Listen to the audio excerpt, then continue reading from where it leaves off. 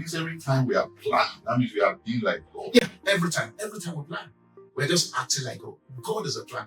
He's the best plan.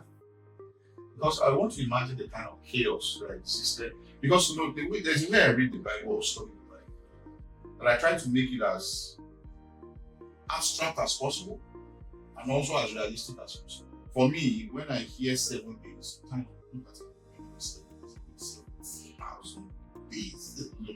Looking at how God measured days by his own arrangement. But for me, it's like you look at the level of chaos that most likely was then, and how God was able to kind of bring beauty out of it. It's quite so for me, when I'm going through a time when things look scattered, which I think everybody goes through from time to time in their lives, I think for me, I start to look at things and I'm like, oh, okay, this is most likely how it was at the beginning of God. Is there anything I can start to do now from this whole situation I see that can take me from point A to point Z of this situation and eventually see that the storm has come out? So for me also, it's a nature that it's a nature that I think we have, because after a while I noticed that you just wake up one day and those troubles are not there. Maybe because you took a particular kind of step. So when you look at that as a planning, you look at it from a child, and us as children of God, there are people that are not exactly familiar with this. Especially which is the word. They come to church and it's not that it's not. How do you think they can be more effective in being able to get the knowledge in the black blueprint, and eventually use it? Now, like I said, those principles are eternal principles. Whether a believer uses them or a non-believer uses them, once they are used right, it will get the desired results. Now, the very first question that every man is supposed to ask himself or herself is, where am I going?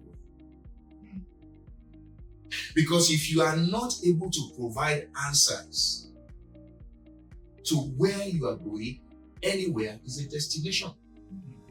That's where the problem is.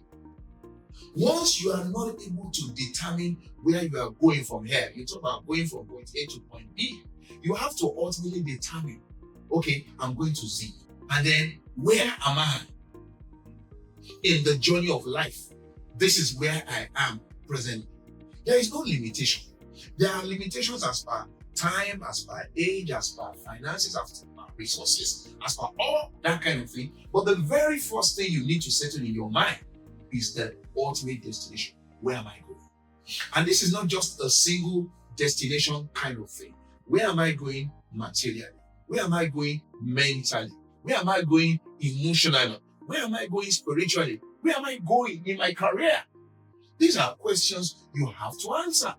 And if you do not have an ultimate end game in mind, you will just discover that you will ramble through life without actually achieving anything. We are not in a position to measure it.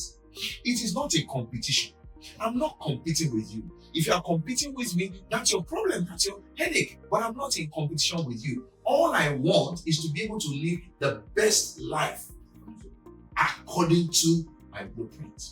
So even if somebody doesn't study the Bible in that sense and has an end game in mind, and he says, okay, I'm at point A, I'm going to point C. Now from point A to C, I need to get to B before I get to C. How do I get? So these are life questions that the person will have to answer. And you have to answer it realistically.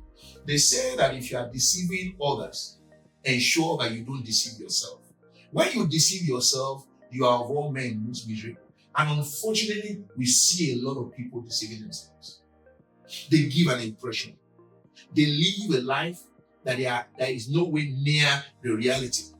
They do things for the camera. They do things for the social media. They do things for the hype. Whereas, that is not the reality. Who are we deceiving? You are simply deceiving yourself. Oh, people will see you with this, with that, and they think, oh, you are among the big boys. Big boys, you are rolling, you are this, you are balling, you are this, you are that. But the reality is that when you stand before the mirror, who are you? So we need to determine in every stage of our lives, where am I going? When you have answered that question of where you're going, then you can sit down and chart a course of how you want to get there.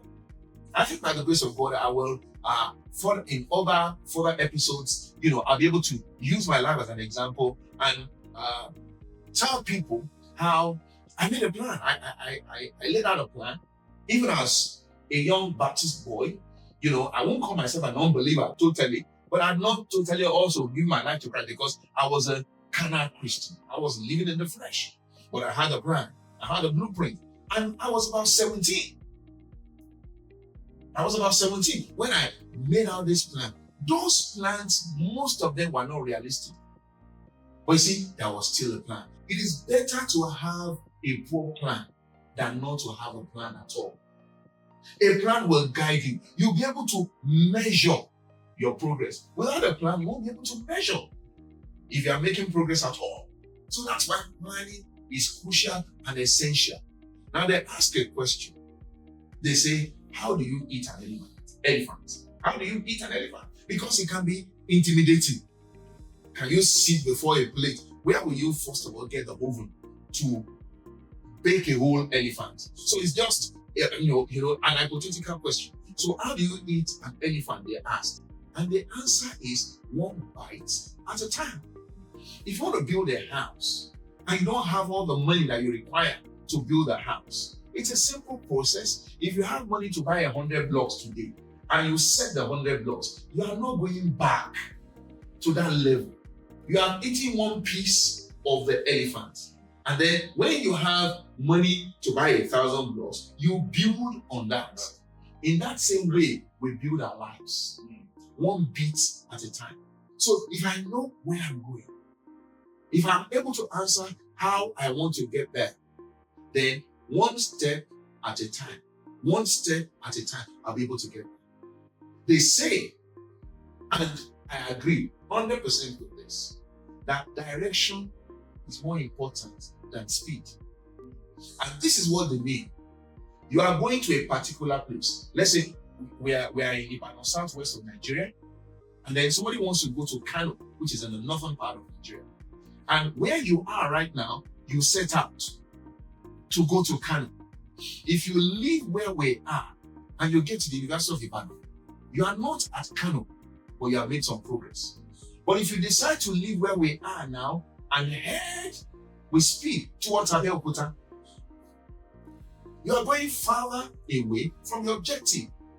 No matter how fast you run, going towards that direction will never get you to Kano.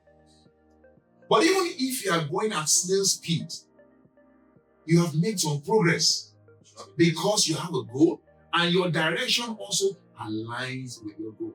So if you want to live a particular kind of life, and I'm doing some things now, all I need to ask myself is, what I'm doing now, will it further my goal or will it take me farther away from my goal?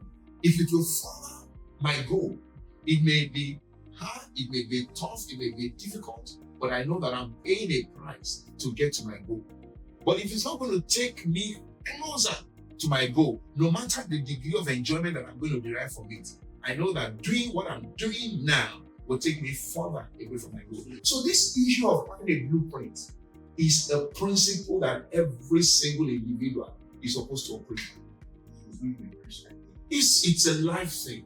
It's a life thing. Whoever you are, fulfillment. Yes, whoever you are. You determine from the very beginning where you want to be. And then you walk towards it. If you don't get there, you know that you have made some progress and you are able to measure it. That's the issue. So there's a focal point. Yes, you have a focal point, and then you have an agenda. When you start a meeting, whether you have an opening prayer, matters arising, and this and that and that and that, you go from point A to B gradually, and then when you are done, AOB, before we close the meeting. That's an agenda. But when there is no agenda, we come to the meeting, we sit down, and we are looking who is the chairman, who is going to bring us to order. So that's the thing.